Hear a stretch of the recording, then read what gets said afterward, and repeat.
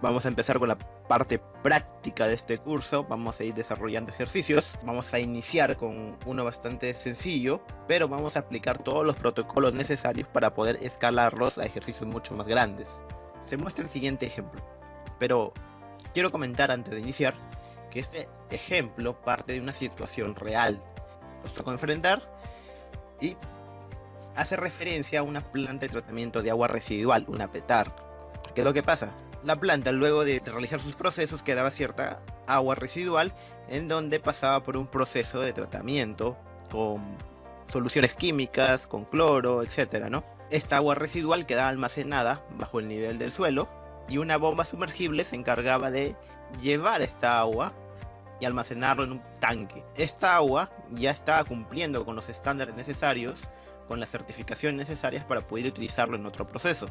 Entonces se almacenaba en este tanque y se tenía que controlar el nivel alto y el nivel bajo para poder utilizarlo, ¿no? Cuando llegue al nivel alto debería parar de bombear la bomba y cuando llegue al nivel bajo debería empezar a llenar, ¿no? Entonces así la gente ya podía controlar esta electroválvula y poder iniciar lo que es la utilización de esta agua. Ok, entonces ahora vamos a ver lo que necesitamos para poder automatizar un proceso. Entonces, lo primero es tener en claro tu control, ¿no? ¿Qué vas a utilizar para controlar? Puede ser una lógica cableada, una lógica de relé, puedes utilizar un controlador, como en nuestro caso ahora.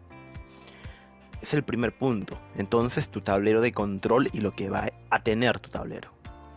Segundo punto,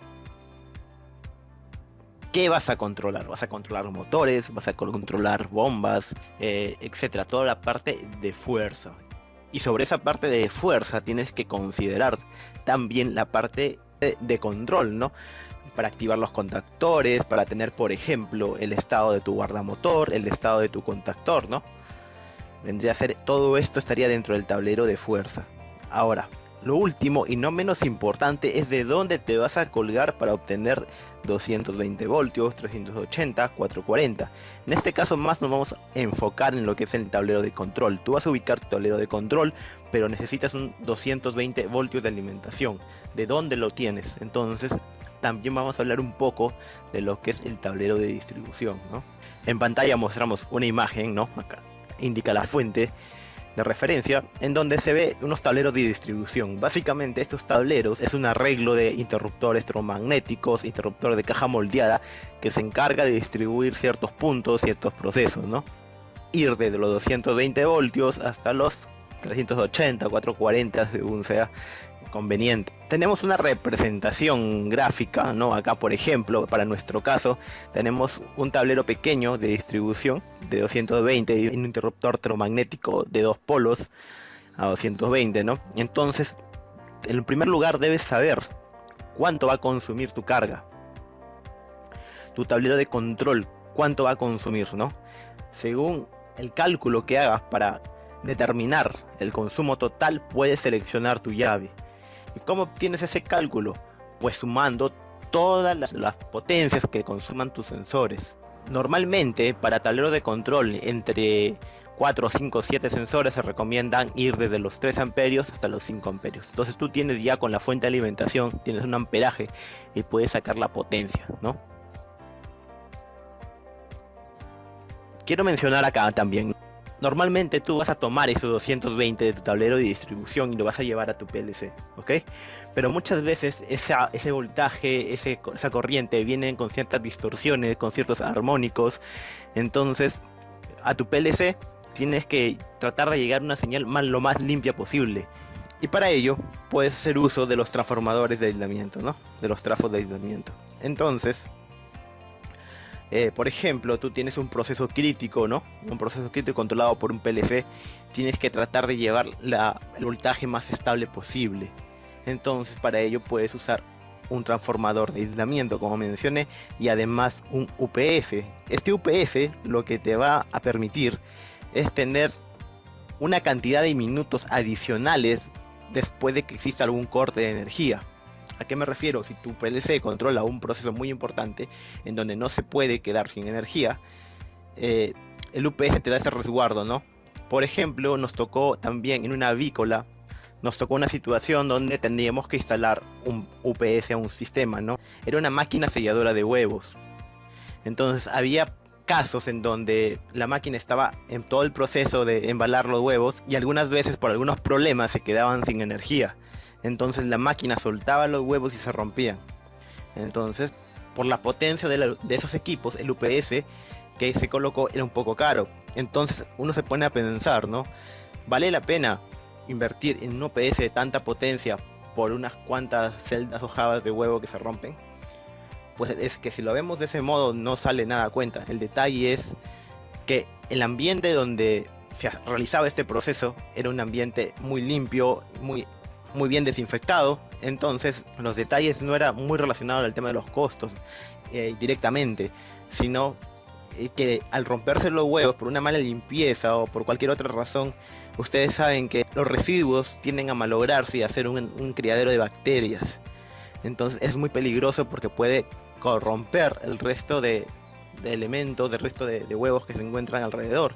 Y además que cuando vienen a hacerles las auditorías o cuando vienen a pasarle inspección, las multas que pueden conllevar tener una parte alimenticia en mal estado son muy altas, ¿no? Las multas son bastante altas. Es por eso que se colocó un UPS de gran potencia para poder tener ese tiempo adicional para apagar todas las máquinas, dejar que los huevos bajen correctamente a su lugar, ¿no? Entonces este tablero de protección eléctrica puede ser opcional dependiendo del proceso que tú tengas, ¿no? Si es muy crítico, si tu ambiente o tu red es muy inestable, entonces es bueno colocarle pues este tablero. Nos vamos a enfocar ahora en el tablero ya de lo que es tablero de control, ¿no? En el tablero de control básicamente vas a tener tú las borneras con todos los puntos de conexión, tu controlador, tu fuente, como te digo, generalmente se trabaja siempre a 24 voltios, y vas a tener tu interruptor termomagnético para proteger tus equipos, tu PLC, y tu diferencial para proteger al ser humano, el operario, ¿no? Y acá tenemos el tablero de fuerza. Como dije, esto es un ejemplo muy básico. Tranquilamente podía ir todo en un solo tablero, pero normalmente ya escalándolo a problemas un poco más grandes se debe realizar así. Debes calcular bien tu carga para poner tu tablero de control en tu tablero de distribución. Debes calcular bien cuánto va a ser el valor de tu guardamotor para colocar tu tablero de fuerza.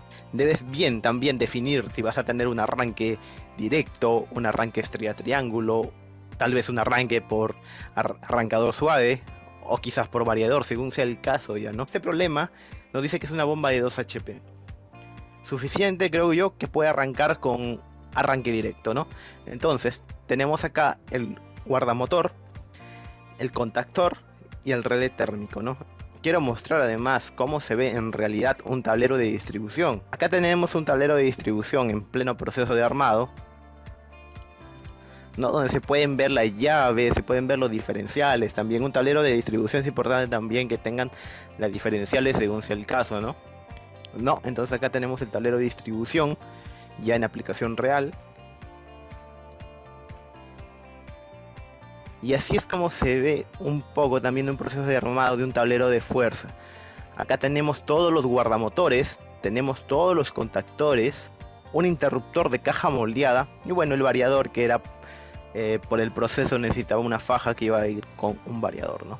Entonces así se ve también un tablero de fuerzas, netamente de fuerza. Y por acá tenemos algunos interruptores termomagnéticos que van a controlar, por ejemplo, el sistema de climatizado por ventilación forzada.